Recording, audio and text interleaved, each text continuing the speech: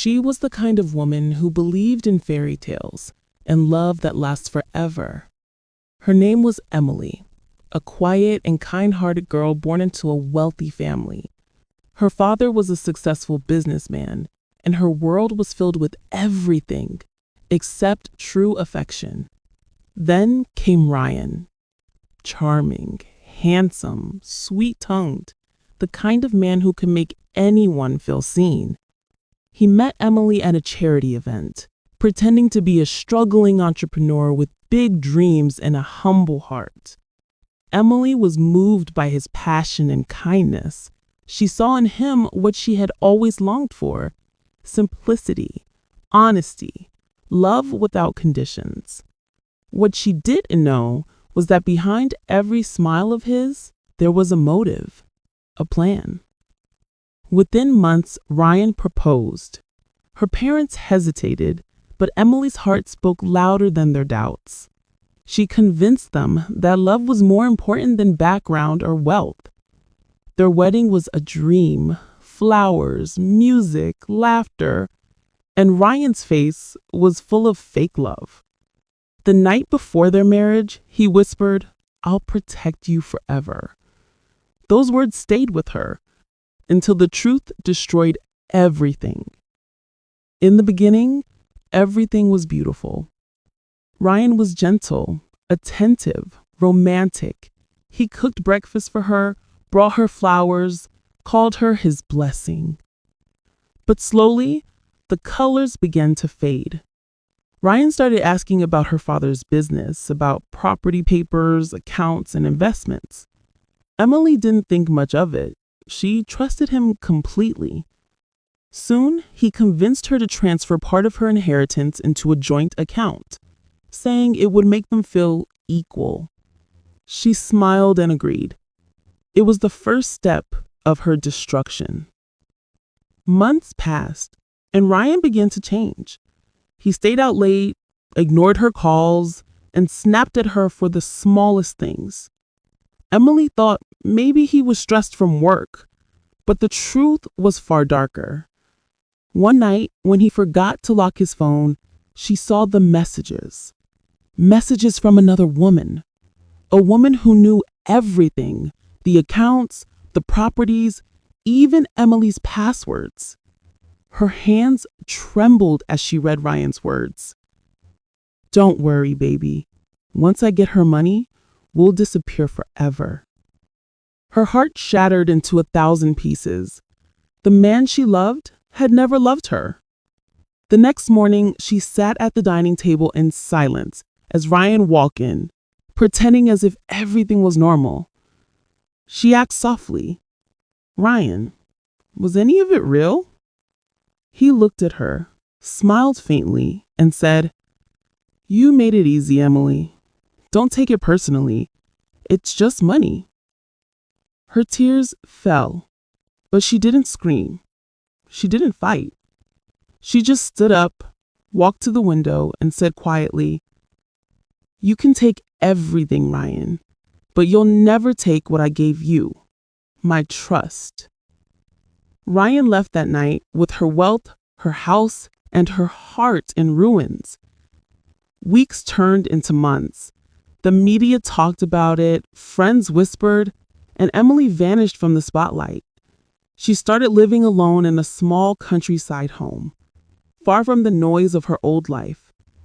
Every night, she sat by the window watching the rain, remembering the man who said he'd protect her forever.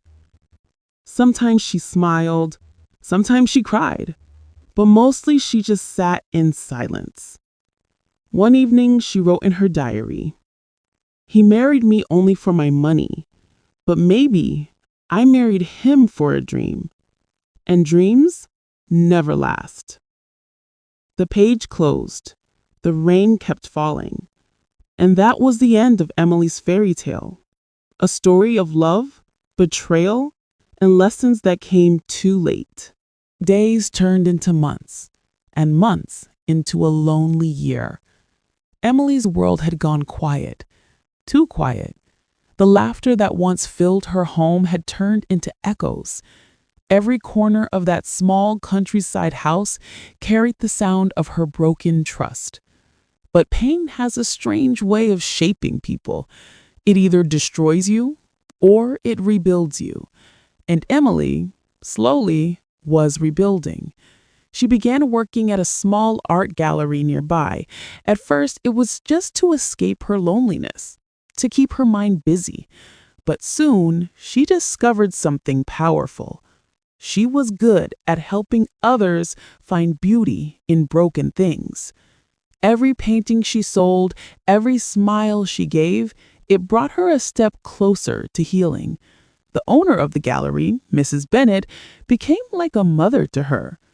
One evening, she said softly, "My dear, you can lose money, but never lose yourself." Those words stayed with Emily. One morning, a letter arrived, no return address. When she opened it, her heart froze. It was from Ryan. "Emily, I know you hate me, but I had no choice. Things went wrong. The woman I loved betrayed me too. I lost everything, the money, the business, even my health. I'm in the hospital. I don't know how much time I have left. I just wanted to say, I'm sorry." Her hands shook as she read those words. For a moment, she felt the pain again, sharp, deep, unforgettable. She didn't reply. She couldn't. But that night, she whispered into the darkness, "I forgive you, Ryan, not because you deserve it, but because I need peace." A few weeks later, she received another envelope, this time from a law firm. Ryan had passed away. Inside was a short note and a key. "For the woman who once loved me more than herself, I'm sorry I realized too late." Along with it was a small wooden box he left for her. Inside was a photograph from their wedding day, and beneath it, a piece of paper that said, "If I could turn back time, I would have married you for your heart." Tears filled her eyes, not of love, but of closure. Years passed.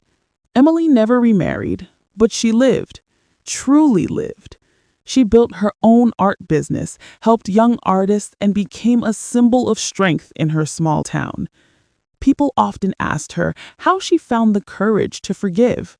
She would just smile and say, "Because hate keeps you where the pain left you. Forgiveness sets you free." And on quiet evenings, she still sat by that same window watching the rain fall, not as a broken woman, but as someone who had finally learned to let go.